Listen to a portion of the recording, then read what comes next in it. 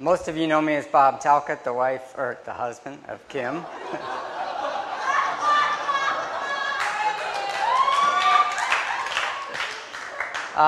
Whom everyone definitely knows, and I'm the shorter, much shyer half of the marriage.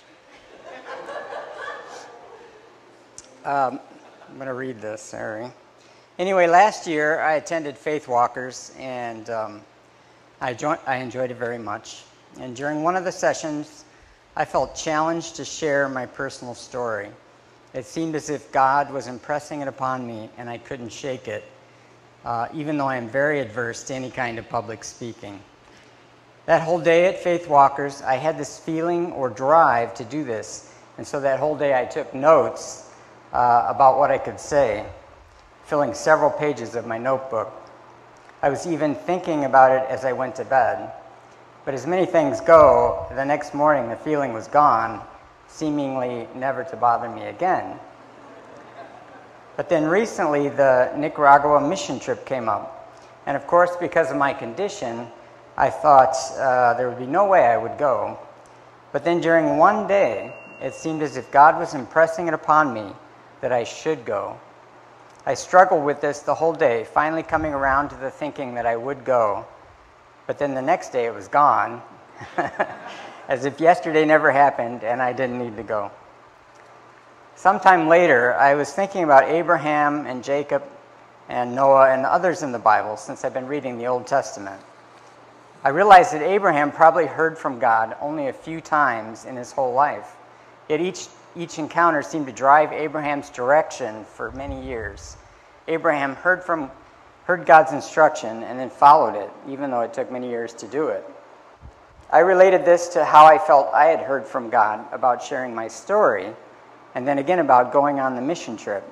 And so now here it is, months later, and I am finally fulfilling both of those promptings from God. So here's my 3-minute testimony, which I wrote for the mission trip. And I will add some additional thoughts at the end, so please hold your applause. Okay. I have an incurable terminal cancer, and the doctor says that I have only a few years to live. But even if I die, it's okay, because when I was young, I became a Christian, and this is my story.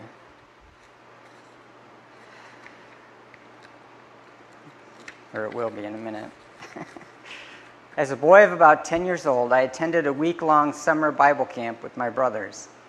There we saw a film about missionaries and the dangerous work they were doing in a tropical area.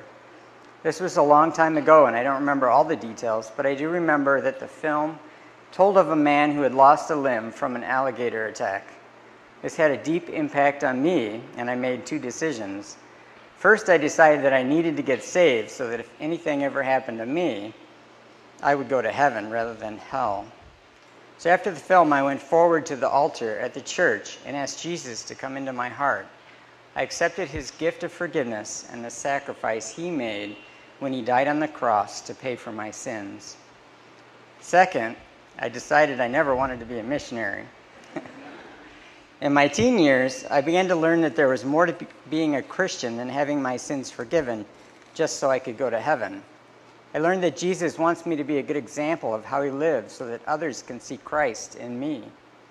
That made me strive to be a good person, even though I struggled with some pride and selfish ways. It wasn't until my college years that I really learned what it was like to be in the family of God. I met Christians who were actually very excited about God and their relationship with him. They wanted to tell everyone about Jesus. Their excitement was new to me, and I wanted to have it too. Throughout this time, the Bible became more real to me, and I learned to have a greater love for others. Also, I met the woman who would become my wife. My new wife already had a young child, so I became a husband and a father at the same time. Because of my high expectations and my own inexperience, I made many mistakes, and our marriage was very hard. It was a struggle to appreciate and understand my wife and be a good husband and father. Also, I wasn't confident in her love for me. Because of this, we were often unhappy and disappointed in our marriage. Then, an amazing thing happened. In 2008, I was diagnosed with this cancer. At that time, I was close to death as my kidneys had shut down and I went on dialysis for 3 months. My bones were severely weakened and my spine was collapsing. I was in great pain and lost a total of 6 inches in height. I was in bed for a month, then in the hospital for a month, and then in a rehabilitation center for a month. Eventually, I had a stem cell transplant, which included chemotherapy so strong that it killed all the bone marrow in my body. Throughout that whole ordeal, wherever I was, my wife stayed by my side, caring for me. Finally, after 20 years, I realized that she truly loved me and that God had truly blessed me and was caring for me through her. She was God's provision for me, my specific and perfect gift from the Lord.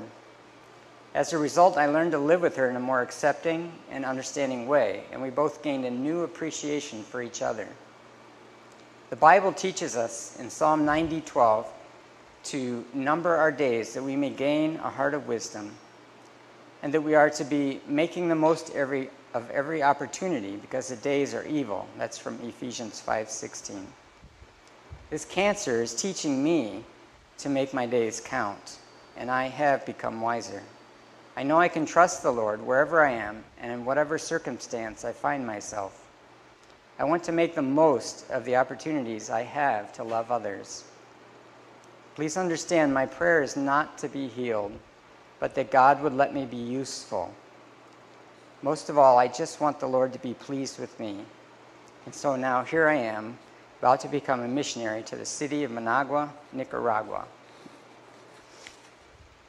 So that's my testimony, but I want to expand on that last paragraph and the verses I shared about making our days count and making the most of the opportunities God gives us. For the most part, it seems to me that when we are young, we live for the moment. We don't think about the future since it seems far off. We think we have plenty of time for that later. Well, for me, later is now. It's here. As I've had to face that real possibility of a very much shortened life, I've naturally been thinking through my situation and life plans. As such, I've started working on my estate plan and trying to get my finances in order. I've thought about my bucket list and things that I want to complete before passing on. But in December, when the full force of the realization hit me that my days were truly numbered, I felt numb and I felt panicky. Not at the thought of dying, but because there really is so much to do and so little time. But more important than all the earthly preparations, it dawned on me that this preparation should apply spiritually too. When you have that certain realization that you might actually stand at heaven's gate soon, and someone will be asking you, "Why should I let you into my heaven?" you want to start preparing the answer now. Actually, I'm just kidding, because I know the answer. I've trusted in Jesus and his payment for my sins. Have you? But really, I was actually thinking more about what it means after I get into heaven, rather than just getting there. So let's talk a moment about eternal rewards. As Kim would say, get working on your eternal rewards now so that we have a better mansion in heaven. Okay, she wouldn't really say that. Exactly. But the Bible does say that we should store up treasures in heaven rather than here on earth. That's from Matthew 6:20. But how do we do that? Maybe we gain treasures or rewards by completing tasks that God has given us to do. Think as in video game rewards or maybe credit card rewards. Only the rewards I'm talking about are for how we spend our time and money for God. Acts 13:22 reiterates that David was a man after God's own heart because he would do everything God wanted him to do. It's so much easier to have that desire than to actually do anything about it. So I need to be intentional. I like that word, intentional. It just sounds cool and important. This goes with Psalms 90:12 and numbering our days. I need to prioritize my time since time is short. What it says to me is that I should have some kind of plan for how I can serve the Lord. For example, what's the next step for reaching my neighbor or unsaved friend? I need to determine some goals and then intentionally take steps to complete them. So what about all of you? God has given each of us different gifts and skills and circumstances and desires and opportunities in life. So we need to use them wherever we are in life, in whatever circumstance we find ourselves. We need to be a light for God now, because the number of days left are short. We are Christ's ambassadors to this fallen world. What will you do to store up treasures in heaven rather than here on earth? No one knows the timing of Jesus' return or when each of us might die. So given that, we should all start thinking about our eternal future now. We've heard it said, when one is laying on their deathbed, they don't wish they had spent more time at the office. But I think it likely they wish they had spent more time with their family and more time serving God. Back in 2008, when I was first diagnosed with cancer, I realized I had spent much of my life worrying about how to provide for my family and myself. I realized I had spent too much time at the office. I looked back and wished I had spent more time with my family. I feel as if I missed so much of their lives. I also realized that I didn't do that much for Christ's kingdom. I bring this up as a way to encourage all of you to be sure to keep your focus clear. Don't make the mistakes I made, but keep God's kingdom first in your life. Believe God's verse, Matthew 6:33, which says, "But seek first his kingdom and his righteousness, and all these things will be given to you as well." I will say, though, that although I did not always put God's kingdom first, God was always faithful to me, and he always provided for my needs. And here's a passage to sum it all up. Colossians 1:10-12.